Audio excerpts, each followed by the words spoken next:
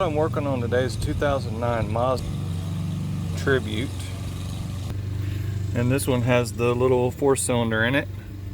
It's 2-wheel drive. That's our little data plate under the hood. I don't know if that helps folks much, but that's the situation that we got. The problem is the ignition switch is messed up, and so the way that I confirm that, of course you can't see it, starters down there below the intake, but I jumped the starter with the key on and it ran, so we have an ignition switch problem. So what would happen is you go to turn this key and you wouldn't get anything, it wouldn't turn. But I could jump the starter off, it start right up and run just fine. So that works. The other thing that I confirmed was whether the gear shift works properly or not. Like if you put your foot on the pedal and you're able to get it to go out of gear, okay? All right, and that tells me that I'm getting power into the safety release solenoid for the gear shift, okay? So just make sure when you test these things, you have the emergency brake set. This has got a pedal down there. And I've partially taken apart this, and I'll make another video on that. I had to replace the grommet on the shift cable, so I'll show that in a little bit. But yeah, I'm gonna take all these panels off here, okay? And we have an ignition switch from O'Reilly, and it's approximately $60. That's the part number for it, 431. Let's have a glance here and see what we look like. But yeah, that's where the ignition switch key assembly goes into the back of that. So it sets in the steering column about right here, opposite the key, okay? And so it's got a plug that goes in right here on this side, big old plug.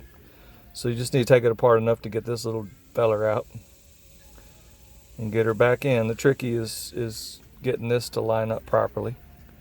Okay, I think it's keyed a certain way. It has a smaller and larger, a top and a bottom keyway on there, so you need to make sure and get that in the right spot. Hopefully you can tell the difference between those two. So I'm going to get some tools together and get this thing going, and I'm not going to do a live time, real-time video taking this off. I'm just going to go step by step and give you some notes and pointers along the way. So if you don't like that, you can leave now. All right. You will need a 5.5 millimeter. That's what that size is for them little tiny little bolts. There's a couple bolts in here. One there and one there. Just buzz them little guys out. Everything comes apart real easy with the power tool, but going back together, you have to use a wrench, a regular wrench, don't smash them.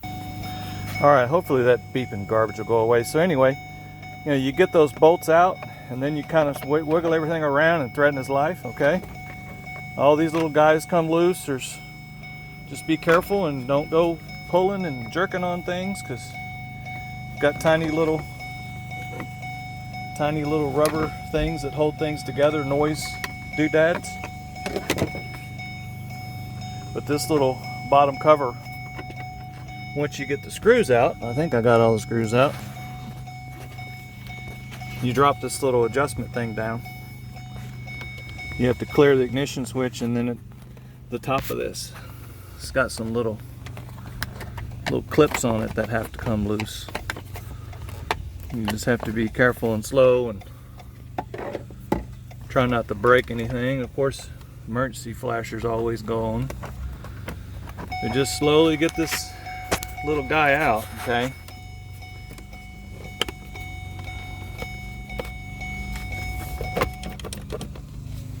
Without busting anything, of course. All right, so what we're trying to get to is we're trying to get to this little fellow right here. So we're going to take this wire out of the way and unplug this cable out of it. And I'm going to see about getting this little panel a little farther up out of the way, because it's blocking things. Okay, so as you can see, I've got it down pretty good, and that's probably where I'll leave it if I can possibly get to everything. What I forgot is that third screw. On this small, on the steering column tilt mechanism, if you push this tilt mechanism up, there's a screw right here. I don't know if you can see it or not because I'm just holding the camera down there, but there's a hole there for a screw. So yeah, so just get that last one out, and this little fella comes down loose enough where it looks like I can get to it enough without pulling it out any further. And just, it's got a little clip on there. Well, I can't do it with my hand in the way, but that's, you gotta take that clip out to get that plug loose. Press the button. Let's get it going.